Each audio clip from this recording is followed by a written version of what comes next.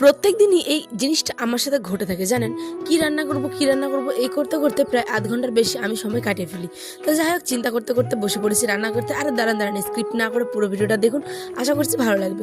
তো hello everyone, good morning and welcome back to my new short blog video. কেমন আছেন সকলে? আশা করছি আমার পরিবারের সকলে ভালো আছেন, সুস্থ আছেন। নতুন দিনের সাথে সকালবেলা নিয়ে চলে এসেছি একটা ছোট্ট মিনি ব্লগ। এটা হচ্ছে গতকাল রাত্রের ব্লগ। কি রান্না করব করতে করতে ভাবি যে রান্না তো বসাতে হবে। ঘড়ির কাঁটা এদিকে চটচর করছে চলছে, আর পেটেও কিন্তু চুচোগুলো দৌড় দিচ্ছে। তাই ঘরে কোনো সবজি তেমনটা ছিল না, কিন্তু যেগুলোকে ছিল হাতের কাছে সেগুলোকেই চটপট করে রান্নাবাড়িতে বসিয়ে দিয়েছি। এই যে এখানে চটুল আপনারা কারা কারা খান বলুন তো? এটা হচ্ছে পটলের ভাই চটুল। আমরা ভালোবাসায় অবশ্য কাকরোল, কিন্তু আমরা বলি গ্রামের ভাষায় চটুল। এদিকে সন্ধ্যা সন্ধ্যা হয়ে আসছে, তাই চটুল আর আলুর করব ভাজা, তারপরে করবো পাঁপড় ভাজা, আর করব কচুর সানা, মানে পরি কচু যেটা আপনারা গাটি কচু বলেন, সেটা কেটে সানা, আর করব ডাল। তো হাতের কাছে এই সমস্ত কিছুই ছিল।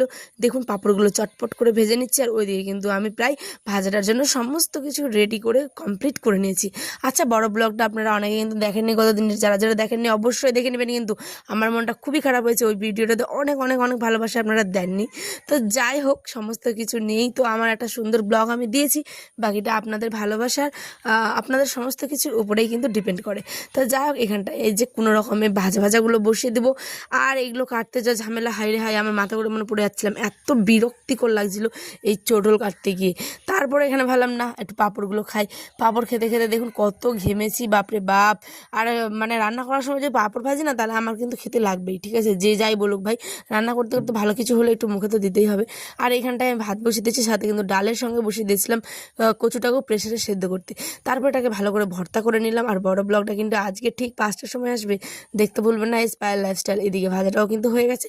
চলুন এবার তাড়াতাড়ি বাড়ি, আরে খাওয়ার জন্য তো সবাই অপেক্ষা করছে। এদিকে রান্না করতে করতে আয়নের আব্বাও চলে এসেছে, সঙ্গে ঝমঝমিয়ে বৃষ্টির দিন আর এরকম খাওয়ার মাংসকেও হার মানিয়ে দেয় জানেন। এদিকে ভাতটাও কিন্তু প্রায় হয়ে হয়ে আসছে, বলক পুরো উঠে গেছে। দাঁড়ান গ্যাসটাকে কমিয়ে দিই, না হলে এত নোংরা হয়ে যায় গ্যাস যে কি বলবো। তাই সবসময় সচেতনভাবে রান্না করতে হয়, যেহেতু মাঠটার পড়ে গেলে একদম বিচ্ছিরি একটা ব্যাপার হয়। আর এইদিকে দেখুন কি অবস্থা, আমি লঙ্কাগুলোকে টানছি, ফটাৎ করে টানছি।